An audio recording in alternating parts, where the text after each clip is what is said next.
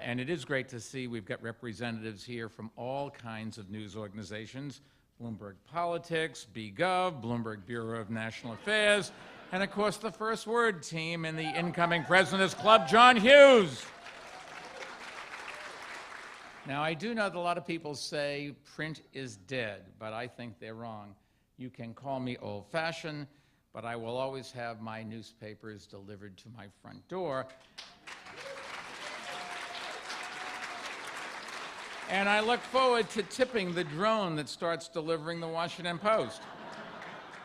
The fact is that the Fourth Estate plays a vitally important role in our society, and I think too many people have forgotten that and just worried about the profitability of the Fourth Estate.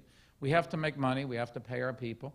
There's nothing wrong with rewarding your stockholders, but you do have to focus on quality journalism at all costs, or you really have nothing.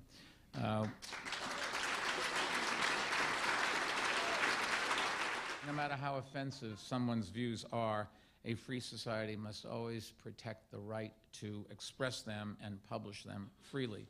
Censorship, no matter how well-intentioned, always backfires, and the freedom of the press is again called into question. When that happens, we cannot shrink from the challenge of defending it. And the National Press Club, as much as anybody, has provided a forum for civil discourse. And luckily, I think you have found the right guy to lead it this year, Bloomberg's own John Hughes.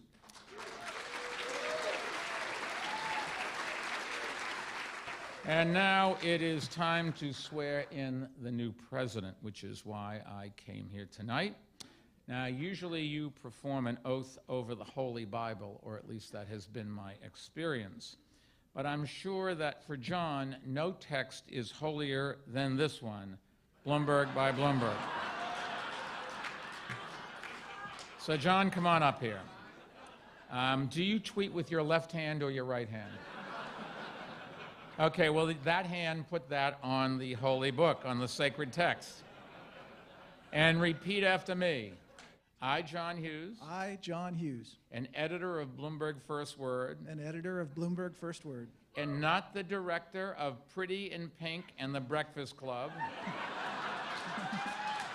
And not the director of Pretty in Pink and the Breakfast Club. Do solemnly swear. Do solemnly swear. To be a great president of the Press Club. To be a great president of the Press Club. To let Bloomberg reporters cut to the front of the line on Taco Fridays. Absolutely. Let Bloomberg reporters cut to the front of the line on Free Taco Fridays. And to personally continue reporting on the major issues of our time. And to personally continue reporting on the major issues of our time. To all readers, regardless of background, nationality, or beliefs. To all readers, regardless of background, nationality, or beliefs. Or at least to those willing to shell out for a Bloomberg terminal. Or at least those willing to shell out for a Bloomberg terminal. So help me, Mike. So help me, Mike. Congratulations. John, on behalf of everyone in the company, have a fantastic year. I just want to introduce someone else special. My dad is sitting right down here. He spent...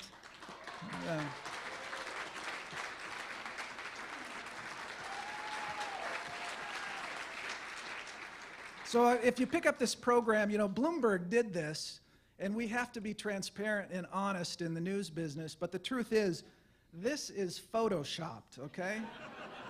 This is not authentic. This is me, but this was photoshopped in, and I'll tell you, this is what it really looks like. When your Minnesota Vikings fans put these hats on, this is it. I'm particularly proud to get this honor given that I grew up as a deprived child in Minnesota. I hate to say that with my dad sitting right there, but unlike the folks here in D.C., I actually had to go to school when it snowed a half-inch. November 22nd, 1932, because this was the birth of the speaker series. This was really what the club regards as the first luncheon or dinner speaker, right? And so what happened after that is a tradition was born, okay? And the most prominent speakers in the world followed FDR. And all of a sudden, the history of the world became intertwined with the history of the club. Martin Luther King spoke here in this room in 1962, and he said that the goal of the civil rights movement is simply one word: freedom. And the Fourth Estate Award today is one of the most prestigious in the industry. The very best in the business come here and accept these awards. Press freedom is a very big deal at the National Press Club. We fight for it worldwide with our programs, our statements, and our training. The future is wide open to us. What will pictures from our time look like? Unlike the days of unpaid bar tabs and uncollected dues, our finances are the strongest in decades. Our programs are as good as they've ever been. We have our state-of-the-art broadcast facility. We're proud of the journalism scholarships we award and raise money for.